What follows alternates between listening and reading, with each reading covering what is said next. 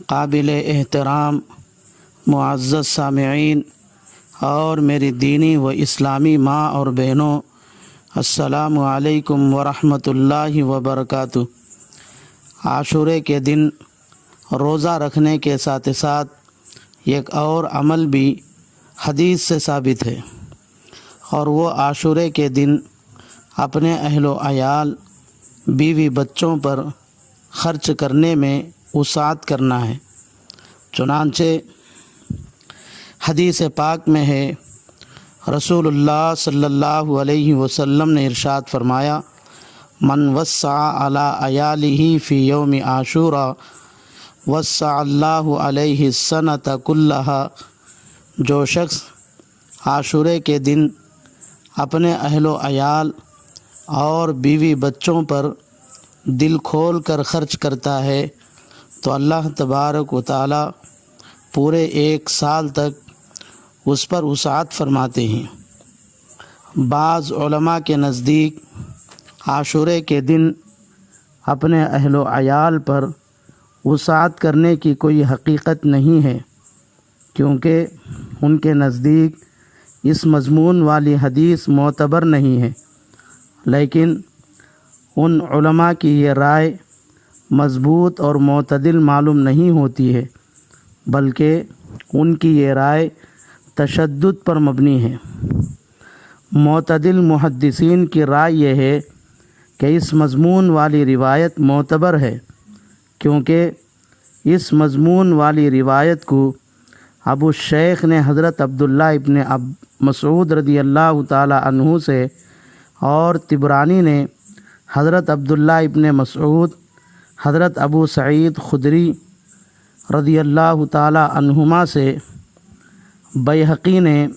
حضرت عبداللہ ابن مسعود رضی اللہ تعالی عنہ، حضرت ابو سعید خدری رضی اللہ تعالی عنہ،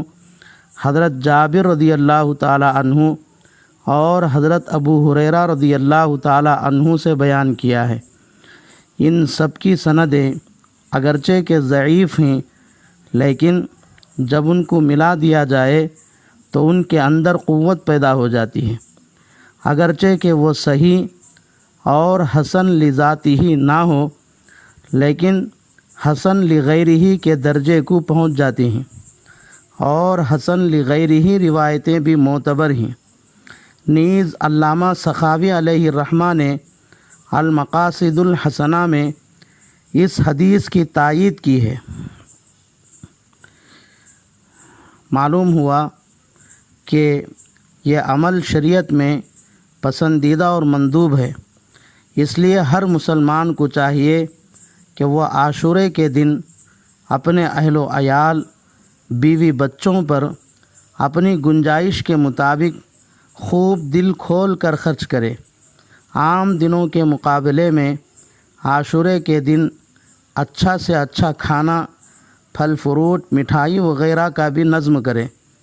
اللہ نے اگر کسی کو مال و دولت دی ہے تو عاشورے کے دن اپنی بیوی بچوں کے علاوہ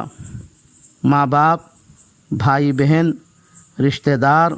اڑوس پڑوس، دوست احباب کو بھی کھانے پر بلا لے۔ اس سے اللہ کی طرف سے پورے ایک سال تک وسعت اور فراخی، یعنی روزی روٹی میں برکت اور کمائی میں برکت بھی ملے گی، اور رشتہ داریاں مضبوط ہوتی ہیں، آپس میں تعلق اور محبت پیدا ہوتا ہے، نفرتیں ختم ہوتی ہیں۔ اسی طرح غریب، یتیم، بیوہ، بے سہارا، بے کس اور تنگ دست لوگوں کے لیے بھی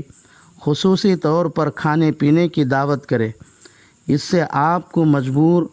اور ضرورت مند لوگوں کی دلی دعائیں بھی ملیں گی۔ اللہ سے دعا ہے کہ اللہ تبارک و تعالی ہر مسلمان کو محرم الحرام کے مہینے میں، خصوصاً عاشورے کے دن، تمام بدعات، خرافات اور رسم و رواج، گناہوں سے بچتے ہوئے روزہ رکھنے اور اپنے اہل و عیال پر رسول اللہ صلی اللہ علیہ وسلم کی حدیث پر عمل کرتے ہوئے دل کھول کر گنجائش کے مطابق خوب خرچ کرنے کی اللہ توفیق عطا فرمائے، آمین۔ وآخر دعوانا ان الحمد للہ رب العالمین۔